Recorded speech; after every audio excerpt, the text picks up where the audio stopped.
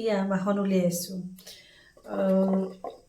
গাখীৰ বগা, গাখীৰক ফেটি ফেটি বহুত গাখীৰৰ পৰা ওলাব অকণমান মাখন, আৰু সেই অকণমান মাখনৰ পৰাই যেতিয়া আমি উতলালেও তাৰ পৰাই চেকি পেলাই ওলাব অকণমান ঘি, আৰু ঘিও বগা, গাখীৰো বগা, মাখনো বগা।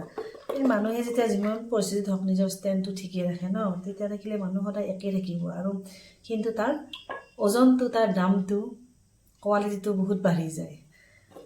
ঘিৰ পৰা এইখিনি, সামান্য ঘিৰ পৰা বা সামান্য মাখনৰ পৰা আমি এইখিনি শিকিব পাৰোঁ যে নিজক যিমানে কষ্ট দিলেও যেতিয়া মানুহৰ নিজৰ ষ্টেণ্ডটো, নিজৰ লক্ষ্যটো ঠিকে ৰাখে, তেতিয়াহ'লে মানুহ পৰিৱৰ্তন, মানে মানুহ সফল হয়, আৰু মানুহ বহুত দামী হৈ যায়। মানুহ নিজে নিজে লাহে লাহে মূল্যৱান আহি যায়, মূল্যটো বেছি বাঢ়ি যায়। যিমানেই কষ্ট দিয়ক শৰীৰটো, সিমানেই মূল্যটো বাঢ়ি যায়।